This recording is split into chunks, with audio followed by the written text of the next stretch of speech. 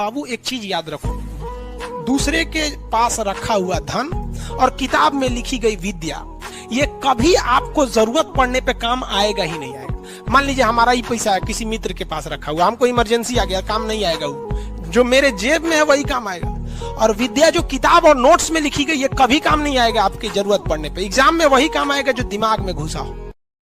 जिंदगी की सबसे बड़ी खराबी जानते हैं क्या? इस जिंदगी के दो सबसे खराब उसूल है। जिंदगी जब तक समझ में आती है ससुरी आधी खत्म हो चुकी रहती है, ये सबसे बड़ी खराबी। जब तक समझ में आए ससुरी आधा खत्म हो जाता है। और इस जिंदगी में बड़ी खराब 3-4 चीज है।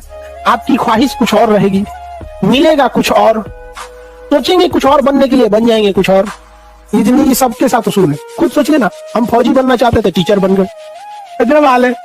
हालांकि फौज में रहते तो मजा ही कुछ और रहता है। अगर आप 2 साल जिंदगी का, 1 से 1.5 साल जो जिंदगी को होते हैं, इसे अगर आप सादा बिता दिए ना तो पूरा आगे की जिंदगी रंगीन बीतने वाली है। और अगर इसी को रंगीन कर लेंगे ना, तितलियों के साथ उड़ के जिंदगी भर कौवा बन के जीना पड़ेगा। जहां बोलेंगे कहाँ कहाँ गरिया।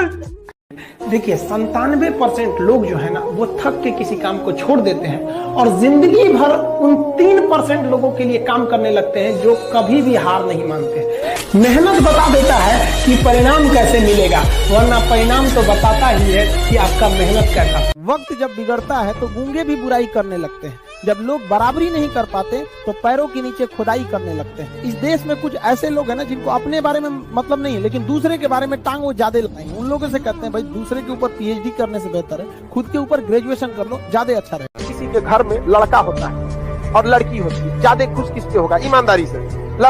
ऐसा नहीं कि लड़कों ने कोई सिंहासन पहन के पैदा हुआ, उसको पता है कि कुछ करेगा लेकिन सफल होगा ही होगा। लड़की सब में ये चीज वो साबित नहीं कर सकती। मौका आपको दिया है, साबित करके दिखाइए कि आप लड़कों से कम नहीं।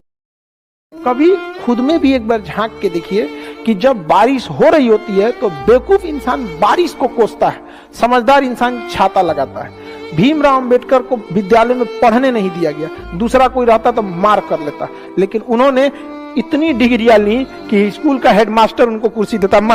अभी बहुत सारा टीचर लोग हमसे खफा है, स्पेशली दिल्ली के लोग, हाँ बहुत खफा है यहाँ पे। अब तो नमस्ते करने पे भी जवाब नहीं देते हैं लोग।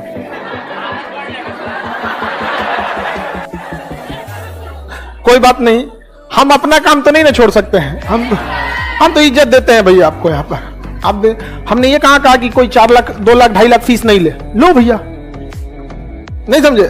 लेकिन ये नहीं होना चाहिए कि जिनके पास पैसा नहीं उनसे आप पढ़ाई से रोक सकते हैं। ऐसा कैसे हो जाएगा? कभी खुद में भी एक बार झांक के देखिए कि जब बारिश हो रही होती है तो बेवकूफ इंसान बारिश को कोसता है, समझदार इंसान छाता लगाता है। भीमराव अंबेडकर को विद्यालय में पढ़ने नहीं दिया गया, दूसरा कोई रहता तो मार कर लेता, लेकिन उन्होंने इतनी डिग्रियां ली कि स्कूल का हेडमास्टर उनको कुर्सी देता। महाराज बैठिए, आप बैठिए यहाँ पर। समझ आएगा? आप पढ़िए लिखिए, उस जगह पे जाइए और आप उस चीज को दूर कीजिए। तो आप समझिए कि अगर आप दबिएगा तो लोग दबा देंगे आपको। इसलिए आप पढ़ाई लिखाई कीजिए। शिक्षा उस शेरनी का दूध है जो पिया है वो दहाड़ा है। इस दुनिया में आपको सबसे बेहतरीन ढंग से जानती है कोई तो आपकी माँ। वो और दुनिया से आपको 9 महीने पहले से जान रही होती है। कहा जाता है कि मेरे नसीब में एक भी गम न होता अगर मेरी तकदीर लिखने का हक मेरी माँ को मिला होता है। माँ बचपन से पाल के बड़ी होती है। यही ना है छोटका, बड़ा होके क्या बोलेगा? My wife my life. गजब।